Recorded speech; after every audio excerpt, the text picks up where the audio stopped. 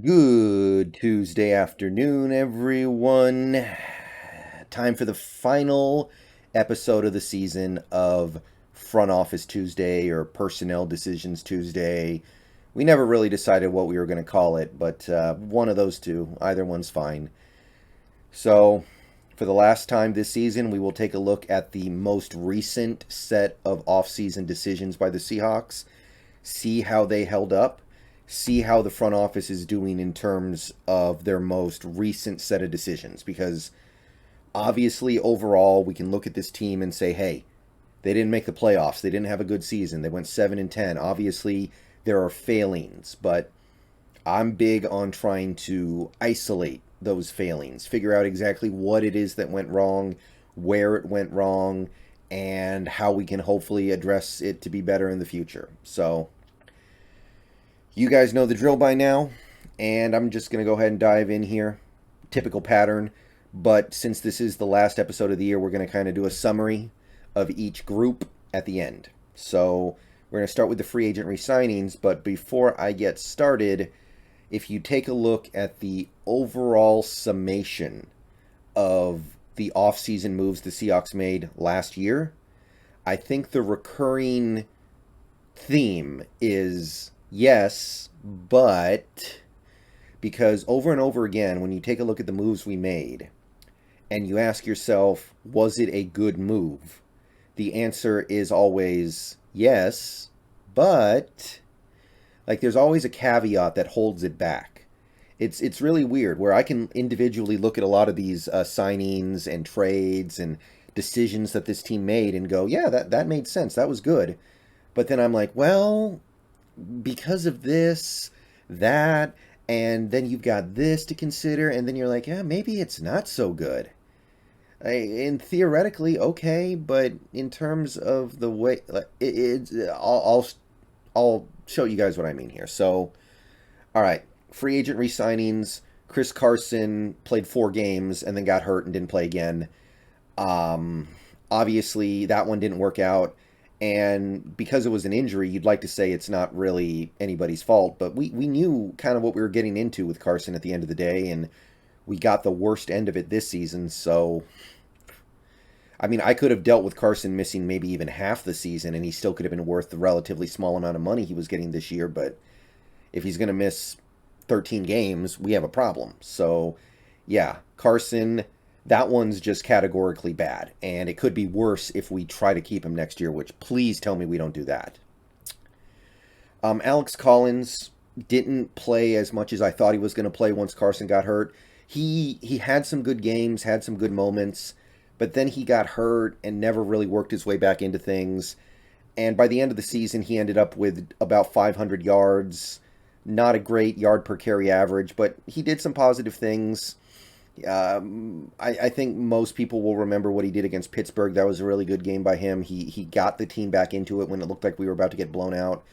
So he did some nice things for us, but it was a good signing, but it's not like he was making any real money. So that was a very low bar to clear. Now he did clear it, but it's not like Collins was really doing anything to move the needle. He was just kind of grinding out respectable performances, all things considered.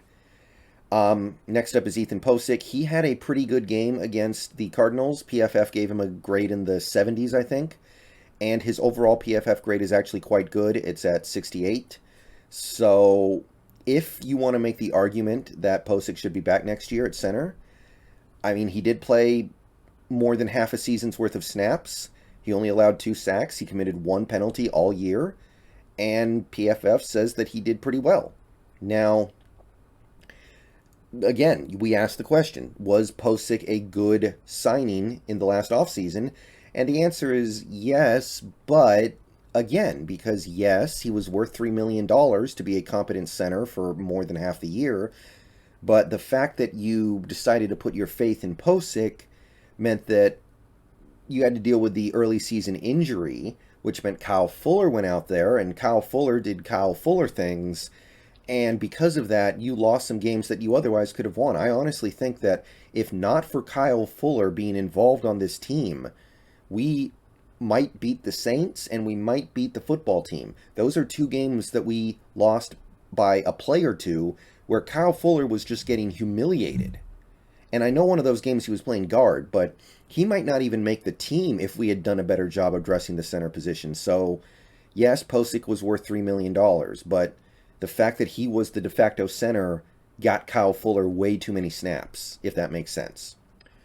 Poona Ford, he played a great game against the Cardinals. He had 2 sacks, 2 QB hits, picked up 4 tackles overall in 52 snaps. PFF grade went up a little bit. He ends up with a grade above 73. But again, Poona Ford, is he a good player? Yes. Is he worth the contract we gave him? Probably so. Was it a good idea to bring him back? I would say so, but we mess it up by moving him to 3-tech where you really notice the fact that he can't rush the passer.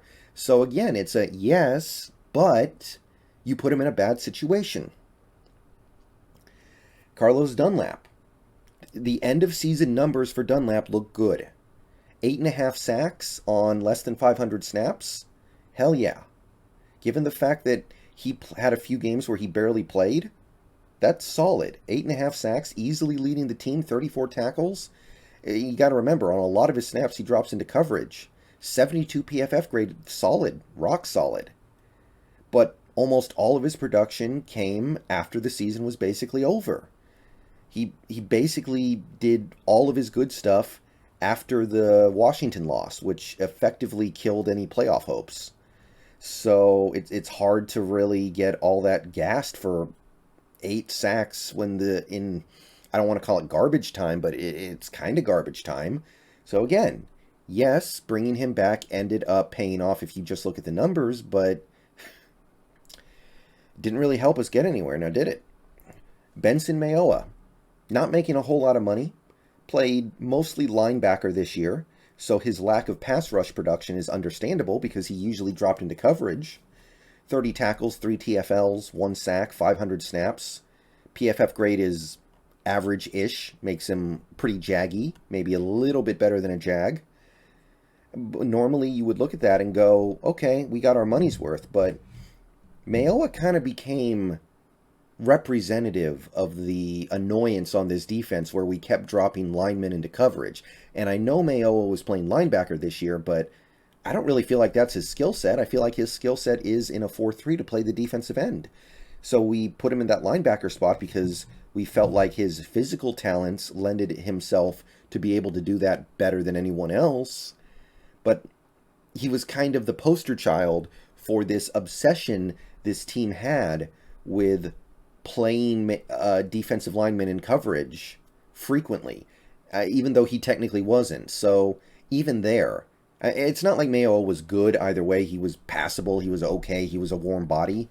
But my point is, like, even though he had a season that was probably worth the money we gave him, it's just, I don't know. I think most of you guys understand where I'm coming from here. Okay, free agent signings and trades. Gerald Everett. He did not get to the 555 club, 550, 100, or 550, 500, whatever. Did not have a very good game against Arizona. PFF grade fell to about 63.5. So that marks him as a fairly average player. I do think Everett was probably a little better than that personally. He did have one really bad game and one fairly bad game. This most recent one was the fairly bad game. You guys know what the really bad game was. But I'm interested to bring him back next year to see what he can do in another year with Wilson if we decide to run it back. So that one's okay. Gabe Jackson did not play yesterday, so nothing new here. Overall, Gabe Jackson was a fine player. Ran block well, pass blocked competently, I think. Decent. Nothing wrong with him. I think he probably helped this team more than he hurt this team. But again, he's another player that you look at and go, yeah, bringing him in, decent decision, 5th round pick. Maybe we gave him a little more money than we needed to. But his presence forced Damian Lewis to the left side where he played much worse. And now that we saw what Phil Haynes can do these last couple of games, we're kind of sitting here scratching our heads wondering, wait a minute, did we have somebody better than Gabe Jackson on the roster the whole time? Should we have just not made that trade? Maybe. I know Phil Haynes, he's a health risk, but I if Gabe Jackson may be a good player, but he didn't really add value to this team because his presence put Damian Lewis on the left side. And Damian Lewis didn't play that well this year. So, yes, but remains the theme. Al Woods didn't play against the Cardinals, but he ended up having a very nice season. PFF grade up near 76. Played over 600 snaps, which is about probably 200 more than I expected from him this year. 50 tackles, sack and a half. Great job against the run. We had one of the better run defenses in the league this year in end summation. Some of that was because teams didn't run the ball that much on us, I think. But that wasn't as extreme as it was last year. So honestly, Al Woods, I can't say any caveats there, right? Al Woods was just great. He earned his money and then some. Really like what that dude brought. Kerry Hyder, it was kind of a weird season for him. He got hurt. He got COVID. He got concussed and then came back very quickly. I don't know if that affected him or not. He had a decent game against the Cardinals. I think he got a sack, his first sack of the year, or full sack of the year. Ends up with 34 tackles. PFF grade is probably jaggy. 57.4 is pretty jaggy. Was he a good signing, given the fact that he's not making very much money? I guess we probably got our money's worth. But given what he did last year for Frisco, I expected something a little better. Maybe that's not a very good way of looking at things, but last year for Frisco, he had like 30 QB hits and 8 sacks, I think. And I expected some of that, and he didn't even come close in 2021. So, again, Kerry Hyder's a player that technically is worth the money we paid him, but yeah, yes, but it's not what I wanted. Bless you on Austin. Didn't end up playing very much this season, but when he did play, I thought he played respectably, not great, but he didn't look lost out there. 51.2 PFF grade. I think this grade's a little unfair. I think he played a little bit better than this personally, but it's a small sample size, so that's going to happen. Sidney Jones, here's a guy who I can really get behind.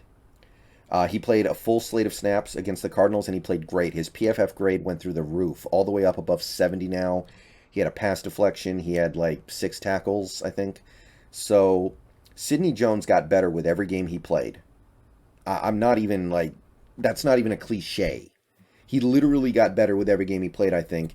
And I would be willing to give that guy some pretty decent money this offseason to bring him back. Not huge money, but I would give him decent money. He's earned it. And if we choose to run back next year, one positive I can say for that, there aren't a lot of positives there for me, but one positive I will say is that it allows us to bring back a guy like Sidney Jones, who might play at a Pro Bowl level next year. I don't know. But he was on that track before he got COVID, and were it not for the first 2 games, we would have had something really special, I think. And even with those first 2 games where Sidney was pretty terrible, we still ended up with something pretty special. So that one's unimpeachably good. All right, draft picks. Eskridge played 12 snaps and never got the ball thrown his way. Barely know. I don't even know why he's out there. And ends up having a rookie season to forget. 14 touches. PFF grade of 58.3. 1 touchdown.